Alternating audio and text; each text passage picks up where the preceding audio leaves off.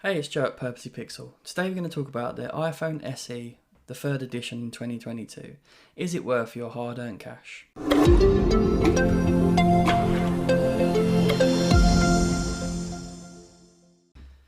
Okay, first thing I want to talk about the things I do like about the device.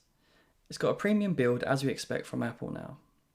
It's got a nice curved edges, fits nicely in the hand. And it's got a flat screen, which I much prefer. It's also got a physical fingerprint scanner. Again, I prefer this to in-screen fingerprint scanners. Another thing I do like is you're going to get a lot of support from Apple. It will last years with security and software updates. And lastly, the power inside this thing with the A52 Bionic chipset is brilliant. It's got more power than the S22 Ultra, which is a £1,000 device. With all this being said though, I feel there's some better options in the Android market. I'm not going to go on about them today though, I'm going to list them in the description below, some of our favourites. What I'm going to do today is compare apples to apples and recommend that you save a little bit more cash and get the iPhone 13 Mini. Let's get into it. Okay, so let's quickly run through what you get with the iPhone 13 Mini over the SE.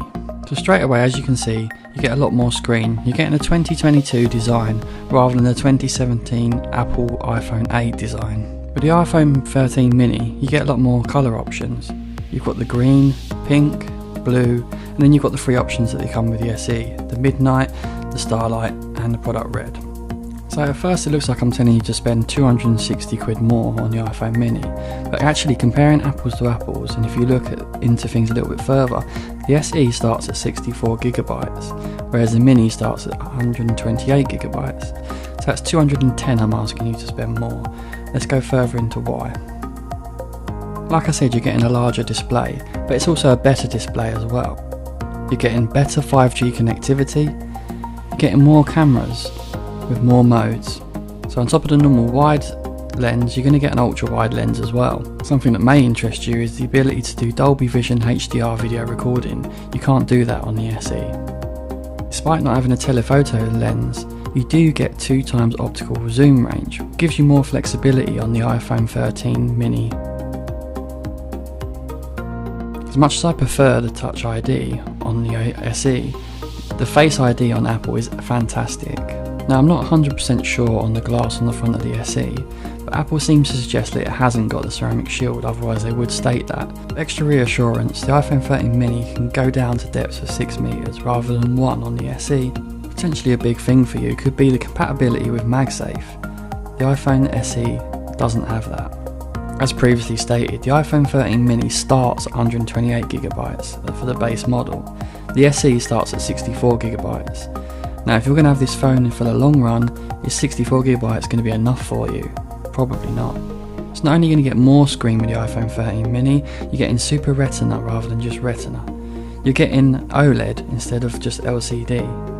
And you're also going to get HDR. And look at that PPI, that's quite a big difference. And the contrast ratio, wow. Another thing to note, on bright sunny days, you're going to get better viewing with the iPhone 13 Mini. It goes up to 800 nits compared to 625 on the SE. You also get 1200 nits max brightness with HDR. I would say do your eyes a favour and go for that nicer screen. If you're looking at buying the SE, you're probably buying it for the size. 13 Mini is quite similar. It's got slightly less height, slightly less width. The depth is very slightly thicker, but the weight is 4 grams lighter.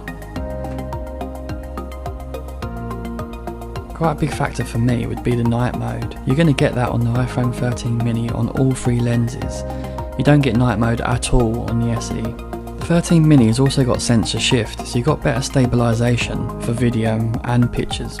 Something that makes me laugh is the SE has 4K video recording, which is great, but then you can't view it back on your phone because you've only got a 720p resolution screen. So with that notch on the 13 Mini, you're getting true depth selfie. This will help you with low light selfies, not forgetting the night mode that you also get. So looking at connectivity, with the iPhone 13 Mini, you're getting better LTE and 5G, and you're also getting the ultra wideband chip.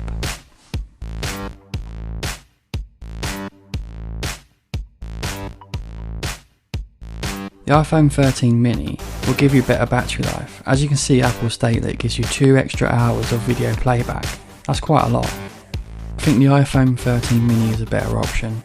You're going to get a nicer screen, a more premium build, more flexibility with your cameras, with a wide, ultra wide and a better selfie cam. So whether you're doing content creation or content consumption, it's going to be a better phone for you. And I think it will stand the test of time better than the SE will.